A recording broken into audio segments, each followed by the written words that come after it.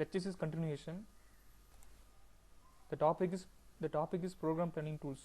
Okay, so for writing a software or writing a program, we first want to plan the program. Okay, so because we want to make the program error free, and for program documentation and for program modification, we want to first plan the program. Okay, so for planning the program, we are using tools. Okay, so commonly used tools are algorithm and flowchart and pseudocode. Okay, so these three things are commonly used in program planning. These tools will fully concentrate on the logic of the program. Okay, so these three tools will fully concentrate on the logic of the program. Okay, logic refers to the correct sequence of instructions. Okay, so the sequence of instructions is called logic. Okay, these tools will represent the program in step-by-step manner, because the computer will understand only in step-by-step manner. Okay, so these tools will also represent the program in step-by-step manner. First we will see algorithm. Algorithm refers to the logic of the program. Okay, logic means the sequence of instructions. Okay, logic means the correct sequence of instructions. Okay, so it is a step-by-step description of how to arrive at a solution to a given problem. Okay, and what is the characteristics of good algorithm? The algorithm must be simple and short. Okay, that is precious. And the algorithm, the instructions should not repeat it. Okay, and then when the algorithm terminates, the desired result should be attained. Okay, so these three are the main characteristics of good algorithm. Okay, it should be simple, and the instructions in the algorithm should not repeat, and when the algorithm terminates, the desired results should be attained. Okay, so these are the three main characteristics of good algorithm. And next, what is the prerequisite for writing algorithm? See, we won't write algorithm in step-by-step procedure, because the computer will understand only step-by-step manner. Okay, so we won't write the algorithm in step-by-step procedure, and then during calculation, if an algorithm any calculation is coming, we want to first we want to initialize the values. Okay, and then we want to in calculation, the computer will take only last value.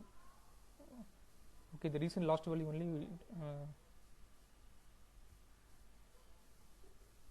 it will take, and the way of writing the algorithm may change from person to person, but the overall logic does not change. Okay, so for same problem there will be different algorithm. Okay, but the logic will be same. Okay, so before writing algorithm, the problem should be informally written in the note. Okay, the problem is adding two numbers. Okay, so for adding two numbers, we are going to follow step-by-step procedure. Okay, the first step is we want to read the first number. Second step is we want to read the second number, and third step is we want to set a sum. Okay, that is a plus b, and fourth step is we want to put sum. Okay, put the sum value, and fifth step is end. Okay, so we are following a step-by-step procedure. Okay, so this is the example of algorithm. Okay, so for a simple problem there are 5 steps is there. Okay, similarly see here example. Okay, so for this example, the algorithm is like this. Okay, the algorithm should be simple. Okay, simple and precious, and the instructions should not repeat. Okay, the steps should not repeat it. Okay, and then there should be the stop at the end of the algorithm.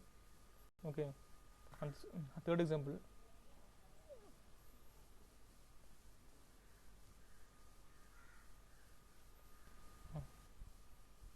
flowchart. Flowchart is a pictorial representation of algorithm. Okay, algorithm means it is the logic of the program. So if you are representing the logic in the pictorial way,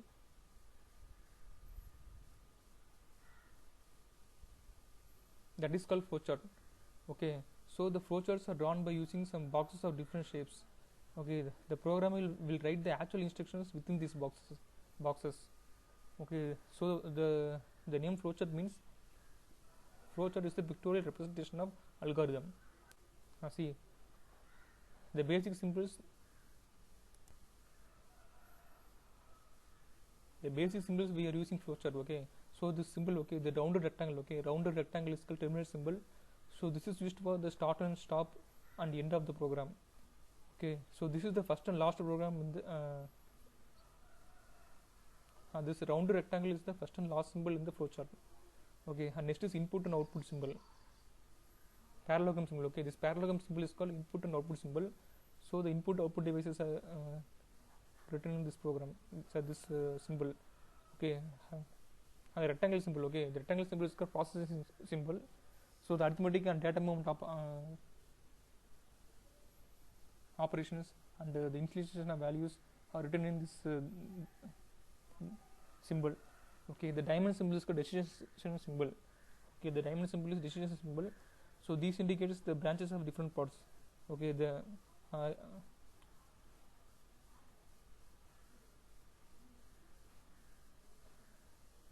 criteria for making decision is written in this box. And this is flow lines. Okay, these flow lines indicates the flow of operation. Okay, the flow chart will be from top to bottom or left to right. Okay, and then connectors. These symbols represent the entry point and the exit point. Okay, these symbols. Pseudo code. Pseudo means imitation of false. Okay, code refers to instructions. Okay, so pseudo codes are written in English languages. Okay, that is phrases. Okay, so these code will not be understood by the computer, but they are written in some English language or some phrases. Okay, it does not have any syntax. The pseudocode will does not have any syntax tool. Okay, for writing a program. A pseudocode is not a programming language. It is a code that is used to write the program planning tools. Okay, so pseudocode is a code. Okay.